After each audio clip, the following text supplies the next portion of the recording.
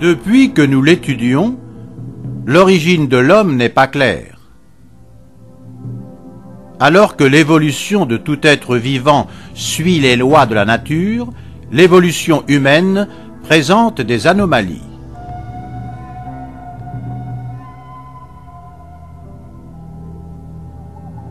En 1860, Darwin théorise l'évolution naturelle, mais sur l'homme, cette théorie est démentie par le fameux chaînon manquant.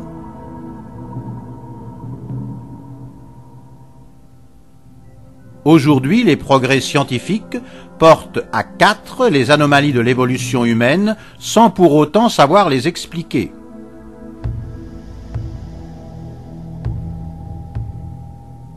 Une réponse, bien qu'incroyable, est donnée par les anciens textes sacrés du monde entier et aucun d'eux ne parle d'évolution naturelle de l'homme. Au contraire, ils citent tous une évolution pilotée.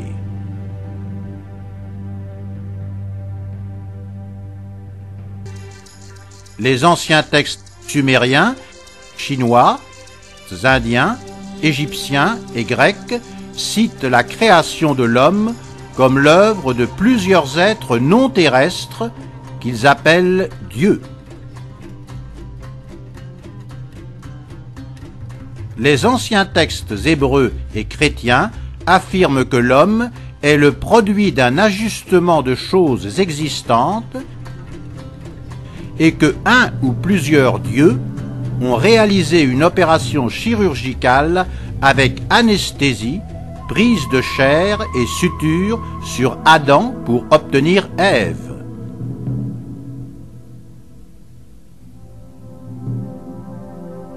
L'islam affirme que l'homme est une nouvelle créature terrestre apparue du rien, créée par un seul Dieu.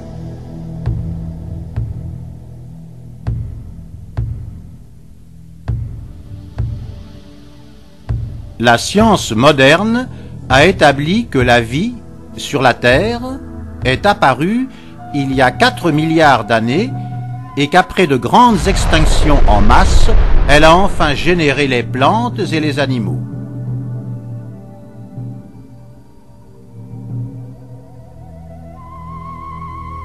Qu'il y a 60 millions d'années naissent les primates et qu'il y a 5 millions d'années apparaît le premier hominidé, l'Australopithèque. Le volume de son cerveau est de 450 cm3, comme les singes. Il mesure 130 cm. Il vit dans les arbres et alterne quadrupédie et bipédie.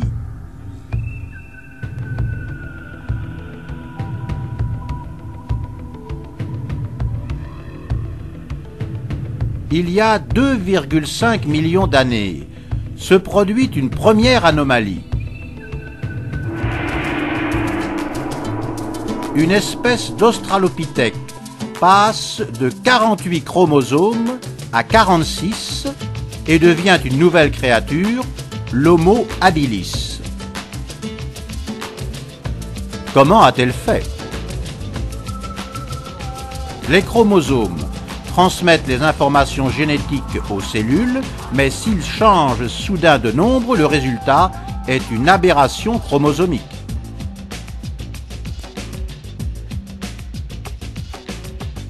Après avoir réussi cette manipulation génétique, il faudrait en outre cloner ensuite un grand nombre de mâles et de femelles fertiles pour permettre la survie de l'espèce. Qui pouvait, à cette époque, réaliser en masse ces manipulations génétiques que les scientifiques modernes connaissent à peine? Des extraterrestres?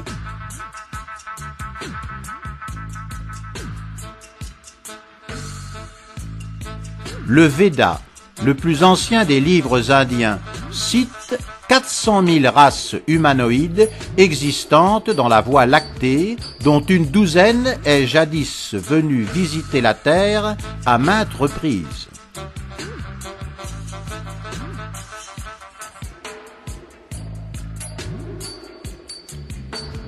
L'ésotérisme affirme que plusieurs êtres existent dans l'univers et qu'ils sont semblables aux humains puisque les lois sont les mêmes partout dans la création. Les plus anciens de ces êtres ont coutume de greffer leur ADN sur les hominidés de différentes planètes dans le but d'obtenir l'union des humanoïdes dans une unique conscience.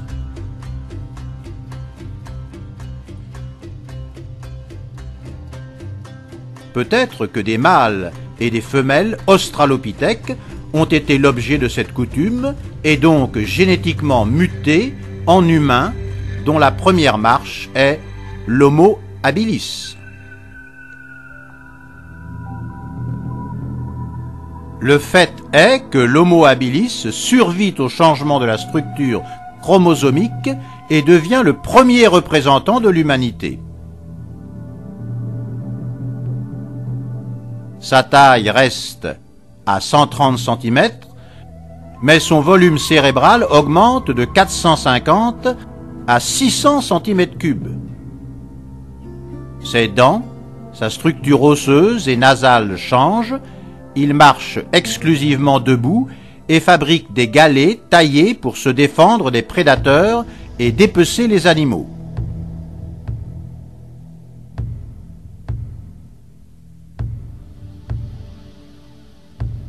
Il y a 1 million d'années, certains Homo habilis quittent l'Afrique pour l'Europe, le Moyen-Orient, la Géorgie, la Chine, l'Indonésie.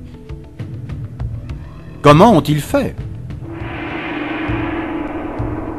À cette époque, quelques centaines d'hominidés armés de pierres qui se mettent d'accord par grognements et gestes pour entreprendre un voyage intercontinental à pied ne peut pas arriver si loin et sur plusieurs coins du monde en même temps.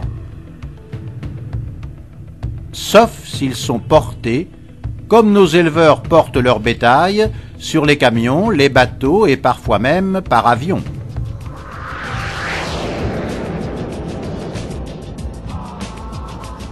Une fois arrivés, les Homo habilis mutent, devenant une nouvelle créature, l'Homo erectus, dont le volume crânien passe en un seul bond de 600 à 850 cm3.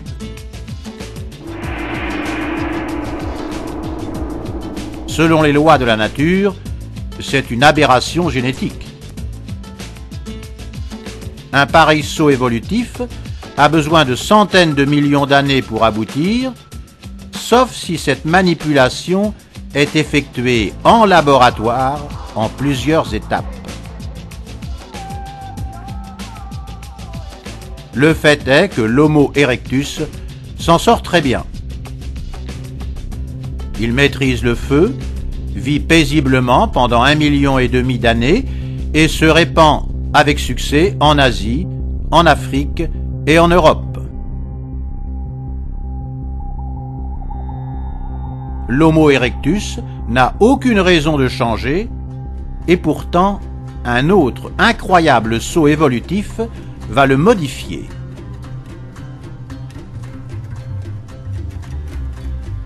Il y a 200 000 ans, les régions à évolution accélérée du cerveau de l'Homo erectus augmentent soudainement et énormément leur efficacité, alors que dans les cerveaux des animaux, ces régions restent stables pour des centaines de millions d'années.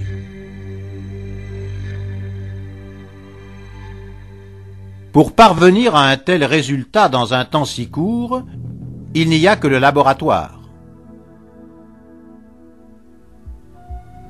Le cerveau de l'Homo erectus double presque, passant de 850 à 1450 cm3. Il devient ainsi une nouvelle espèce, l'Homo sapiens. Cependant, la tête de son fœtus est trop grande pour sortir des organes de reproduction. Pour sauvegarder l'espèce humaine, l'accouchement est alors anticipé à 9 des 18 mois qui seraient nécessaires, mais la mortalité est fréquente.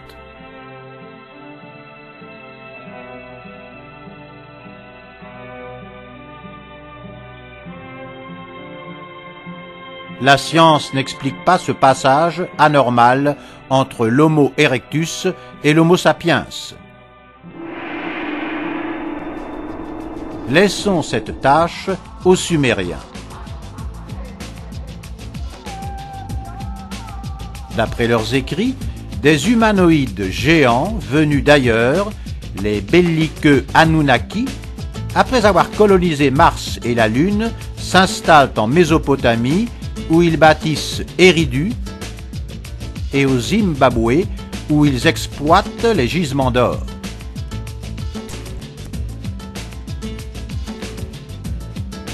Ayant besoin de main-d'œuvre pour les excavations, les Anunnaki capturent une femelle d'Homo erectus, combinent génétiquement son ADN avec l'ADN Anunnaki, et il y a 200 000 ans, toujours d'après les Sumériens, cette femelle génère l'Homo sapiens, une nouvelle espèce d'homme apte à comprendre les ordres et à obéir.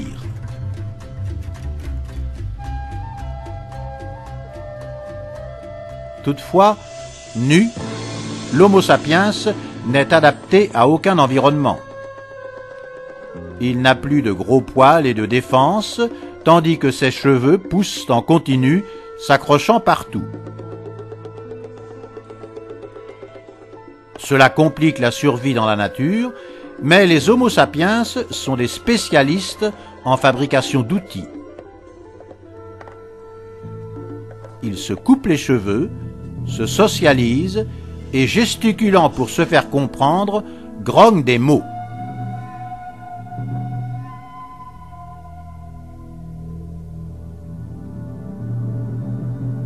Il y a environ 60 000 ans, survient la 4e anomalie dans l'évolution de la lignée humaine. Une révolution inconcevable dans la nature dote l'Homo sapiens de la pensée symbolique.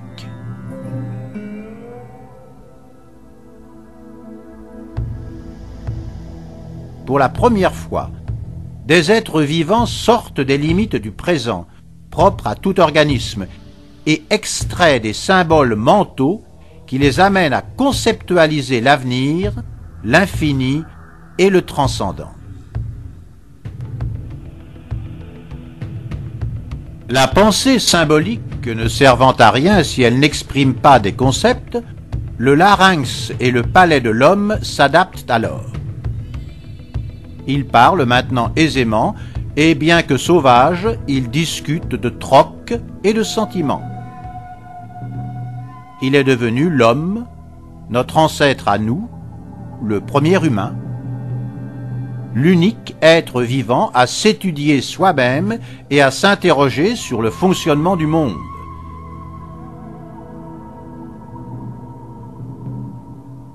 Cette fois-ci, il n'y a pas eu d'élargissement cérébral.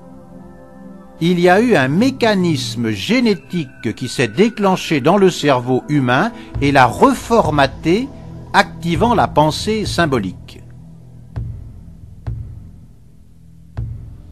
Cette très forte accélération donnée aux gènes du développement céphalique n'est possible qu'en laboratoire, par la mise en œuvre de l'ingénierie génétique.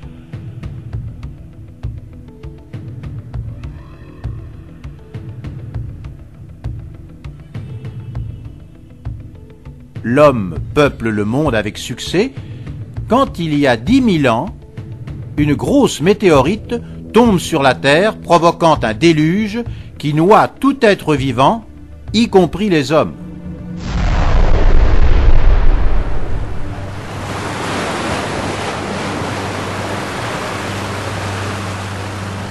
Faute d'autres données sur ce désastre, nous prenons au mot les écrits sumériens. Il raconte qu'Enki, un chef Anunnaki, alerte du déluge un homme génétiquement amélioré, Zwisudra, afin qu'il construise une arche pour sauvegarder le patrimoine génétique de sa famille, des animaux et des plantes produits à Eridu.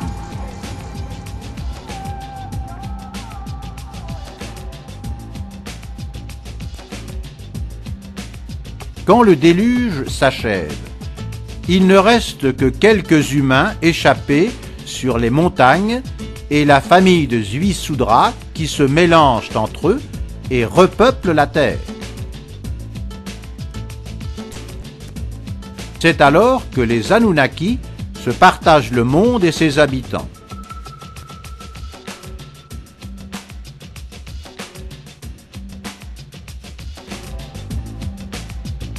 Les Anunnaki se combattent entre eux pour des questions de territoire, et comme ils sont très avancés en technologie, il n'est pas difficile pour eux de capturer les hommes et de les forcer au travail ou à la guerre.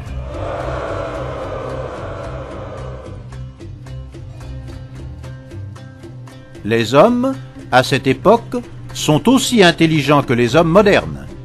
Ils s'intéressent aux mystères de la mort et aux amulettes magiques, mais ils sont vêtus de peau et bien qu'ils cuisent les aliments, ils se nourrissent à la façon des animaux et vivent sans règles et sans morale.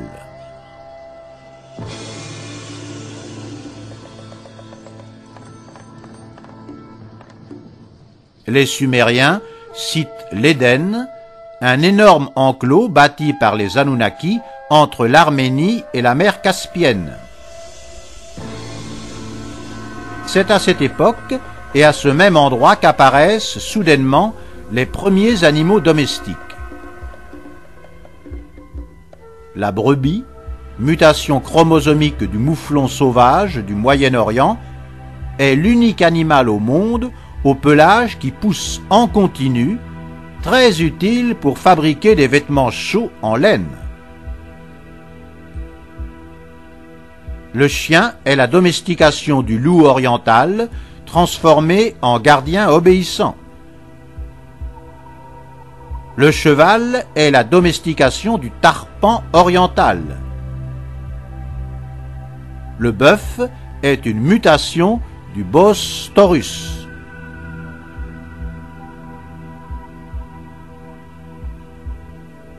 Parmi les végétaux, le génome de l'épeautre sauvage fusionne incroyablement avec le génome d'une graminacée comestible et donne naissance au blé.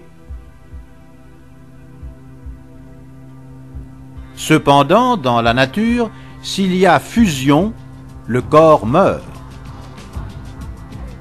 Sauf si cette modification génétique est réalisée en laboratoire.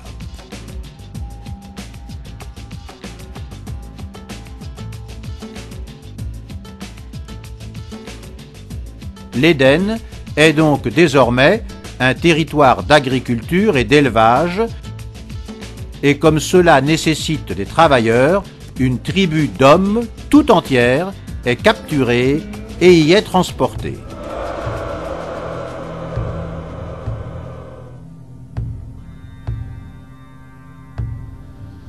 Dans l'Éden, ces hommes et ces femmes sont domestiqués afin d'effectuer des travaux serviles et deviennent une nouvelle race d'hommes, les Adamites.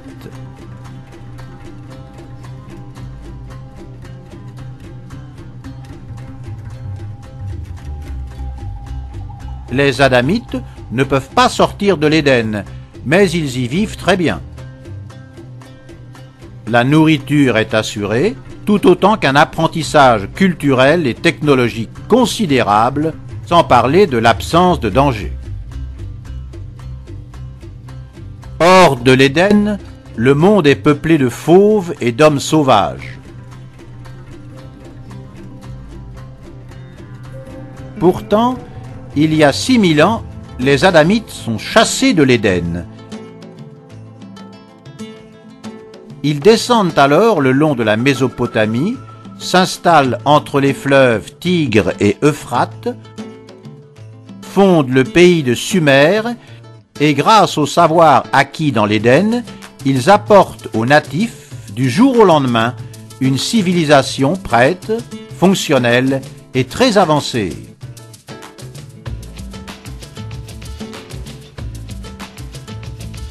Les Sumériens inventent l'écriture, représentant les expressions phonétiques de la parole par des caractères cunéiformes.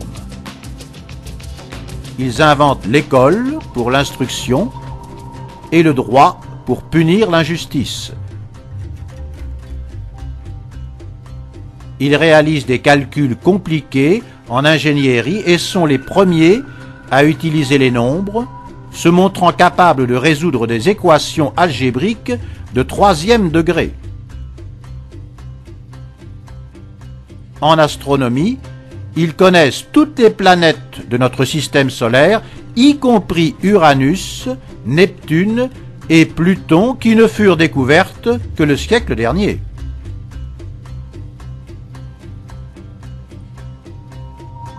C'est toujours les Sumériens qui ont inventé le calendrier divisant le jour en 24 heures et l'heure en 60 minutes.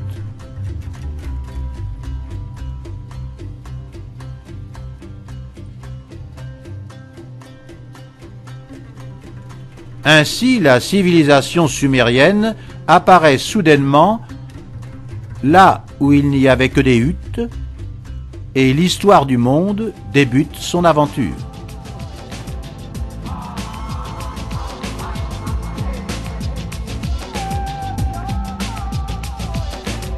Aventure dont, au fond, nous ne connaissons que les derniers 5000 ans, mais l'homme existe bien depuis 2,5 millions d'années.